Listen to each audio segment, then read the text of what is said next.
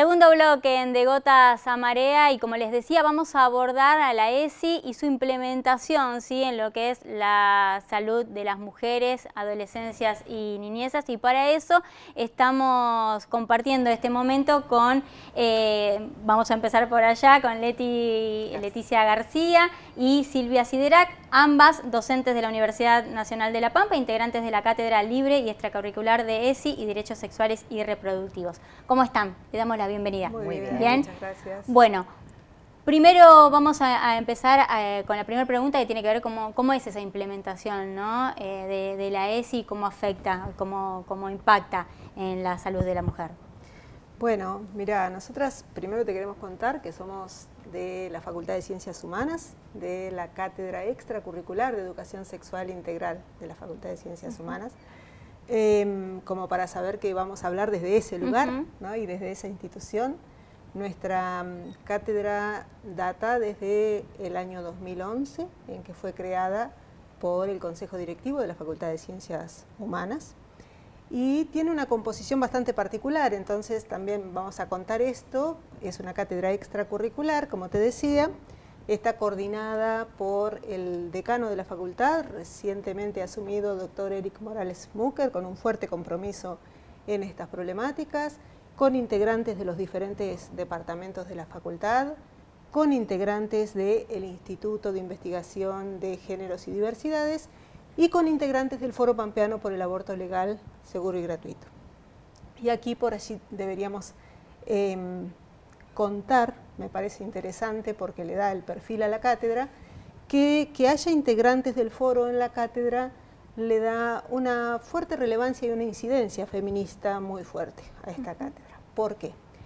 Porque nos ha permitido tener a quienes enseñamos e investigamos, una interseccionalidad directa con el territorio, con lo social, con conocer en La Pampa cómo está el tema de los derechos sexuales reproductivos y no reproductivos, con conocer los debates a través de las compañeras y compartiéndolos con ellas con respecto a los debates del feminismo en este momento, y con ayudarnos a llenar de contenido esto que ha sido siempre el lema de la campaña y que es de alguna manera el eje estructurante de nuestra cátedra, ¿no? Esto de educación sexual integral para decidir, anticonceptivos para no abortar y aborto legal para no morir. Este lema, que es el eje de nuestra cátedra, es también dinámico porque dinámica es la sociedad y está habitada por personas y por conflictos. Entonces en esto queremos ser claras en lo que implica la presencia del foro en la cátedra, ¿sí? Esa es como la composición que tenemos. Otra cosa que también siempre nos interesa marcar es que nosotras concebimos a la sexualidad como parte integrante de la construcción de la subjetividad de las personas. Por lo tanto, educación sexual, decimos, siempre hemos dado, siempre damos, pero hay un punto que es clave, que es la presencia de la Ley 26.150 y cómo eso impactó en el hecho de que se transforma en un derecho y que nuestra institución tiene un fuerte compromiso porque formamos docentes, investigadoras, investigadores en humanidades y ciencias sociales, ¿verdad? Así que bueno, ese punto también nos interesa marcarlo y pensar esto que se instaura como derecho, pero posteriormente hay otras leyes que nutren esa educación sexual integral. Y lo que hoy estamos tratando aquí y nos ocupa, que es la ley 27.610, es muy clara en ese sentido y implica también un compromiso para nosotras muy grande, que en el artículo 13 de esta ley, desde el título mismo que es Educación Sexual Integral y Salud Reproductiva, esto está prescribiendo claramente que la interrupción voluntaria del embarazo es un contenido de enseñanza de la educación sexual integral. Y esto tiene mucho que ver con nosotras, con las ciencias humanas, con las ciencias sociales también. ¿Por qué? Porque nosotras decimos que las ciencias humanas y las ciencias sociales, si no se dan con perspectiva de género, están incompletas y además son injustas, ¿no? No creemos en unas ciencias humanas y sociales asexuadas, descontextualizadas, objetivas, neutras, apolíticas, sino más bien todo lo contrario. La perspectiva de género es un enfoque teórico y político que se ocupa precisamente de visibilizar las desigualdades de género y de tratar de trabajar en pos de modificar esa desigualdad. En el caso nuestro, a través de la docencia, a través de las investigaciones, a través de la extensión.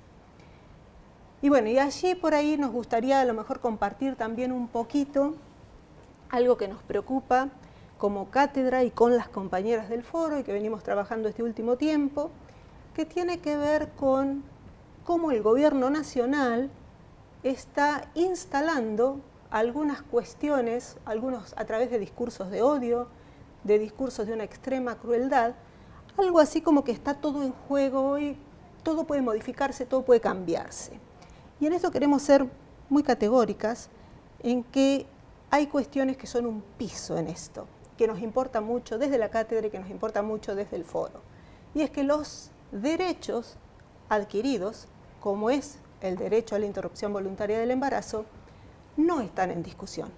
Los derechos se enseñan, los derechos se trabajan, se militan, pero no están en discusión, porque si no pareciera que estamos en una situación en donde todo puede modificarse, todo vale, y no es, nos parece, una discusión democráticamente genuina, esto de decir el aborto sí o el aborto no, la educación sexual sí o la educación sexual no, esto de criminalizar el aborto o los eventos obstétricos, de decir que es lo mismo dar educación sexual integral que dar educación emocional, poner en discusión cosas como las personas trans existen o no existen, estas dicotomías falsas de decir si trabajamos por los derechos de los colectivos LGTBIQ+, estamos quitándole derecho a las mujeres, instalar estos falsos antagonismos o estas cuestiones, en lugar de trabajar el abuso sexual infantil,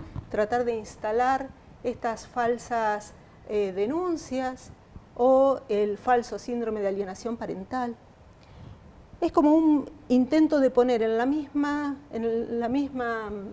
¿cómo se diría?, el mismo nivel de cuestiones a lo que es las creencias, las construcciones epistemológicas y la ciencia y los derechos. ¿Está más resistida la ESI por esa perspectiva de género? Yo creo que sí, o sea que si nosotras permitimos que se comprenda como educación sexual integral cosas que no son, pueden pasar estas cosas. Y de hecho en algunas jurisdicciones del país ya están ocurriendo, ¿sí? No está ocurriendo en la provincia de La Pampa y tenemos que, como institución universitaria, defender fuertemente eso. Y en el caso concreto que nos ocupa, la interrupción voluntaria del embarazo y la interrupción legal del embarazo son contenidos pedagógicos específicos, deben ser contenidos pedagógicos específicos de la formación de nuestros futuros profesionales. ¿Qué grado de implementación tiene la provincia de La Pampa? Bueno, en la provincia nosotros podríamos hablar desde la universidad. Desde la universidad, ¿no? sí, sí. En realidad tenemos una historia de 20 años de nuestra ley que venimos incluso incorporando la interrupción legal del embarazo con el artículo 86 y así todo tenemos graves deudas, ¿no? Porque la ESI se implementa, como decía Silvia, con todos estos bemoles, pero además con graduaciones diferentes. Y vamos a tener en los distintos profesorados, bueno, por ahí equipos de cátedras que pueden incorporar algunos aspectos como temas puntuales, otros que pueden tomar, digamos, algún tipo de perspectiva, y hay otros equipos de cátedras que en realidad tienen la perspectiva de su cátedra, ¿no? Con perspectivas feministas o con la perspectiva de género de los derechos humanos, en realidad con perspectiva de género y feminista. Pero no es generalizado. A ver, me parece que tenemos muchas más normativas vinculadas con el tema de la ley de trata de personas, vinculadas con los procesos migratorios, la ley de violencia, puede ser el tema de la ley de identidad. Ahora, una ley mucho más antigua que la ley de ESI, que es la ley de salud sexual y reproductiva, y hoy decimos que es no reproductiva también, en realidad no tiene enraizamiento, ¿no? Nosotros estamos planteando que es un derecho universal, básico, el tema de los derechos sexuales, reproductivos y no reproductivos. Y en ese marco, no solamente el tema de la decisión, como decía Pilar, el acceso, las garantías que tenemos que tener para la anticoncepción, con quién, en qué momento, sino también la interrupción, ¿no?, del embarazo. Es un tema que está dentro del derecho, digamos, el acceso, digamos, a los derechos, en este caso, sexuales y reproductivos y no reproductivos. Por lo tanto, es una obligación, digamos, de, como decía Silvia, de incluirlos en nuestros contenidos. Y tiene, a ver, desde la cátedra hemos activado, si se quiere, o también apoyado algunas actividades que tienen que ver con, bueno, tratar de convocar interdisciplinariamente a través de ciclos de cine. Bueno, recientemente presentamos a Belém, pero también hay la presentación de los monitoreos, digamos, que han hecho desde el foro, actividades que tengan que ver con diálogos interdisciplinarios y poner en escena narrativas que sean no solamente historiográficas o literarias o en el fundamento estadístico, que podemos dar cuenta de todo lo que afecta en realidad para bien como política pública, pero en este caso lo que estamos viendo, las restricciones, cómo están justamente restringiendo el acceso, ¿no? Es un derecho humano pensando también en la autonomía de las mujeres, porque no somos médicas, no somos biólogas, pero podemos, digamos, ofrecer esta información acerca de estos derechos, pensando en la autonomía de las mujeres, que es creciente y que eso lo tenemos que respaldar en nuestra formación, y también es justicia social porque el acceso, digamos, a este derecho equipara, si se quiere, con justicia territorial bueno, en realidad abarcaría, ¿no? Sabemos que tenemos profundas restricciones, pero en el contexto territorial nacional. Así que darla, digamos, respaldarla, garantizarlas es una obligación y no hacerlo es una vulneración del derecho. Chicas, les agradecemos muchísimo, nos quedamos sin tiempo lamentablemente, pero bueno, es súper interesante, seguramente en otra oportunidad vamos a poder seguir con esto que la verdad hacen un trabajo impecable desde la universidad. Les agradecemos muchísimo haber participado de esta edición. Muchas gracias. Muchas gracias. Y nosotros nos queda un bloque más y en el próximo vamos a hablar de la reciente presentada guía, ¿sí?, de abordaje para las emergencias obstétricas. En el próximo bloque hacemos una pausita muy chiquitita y ya venimos.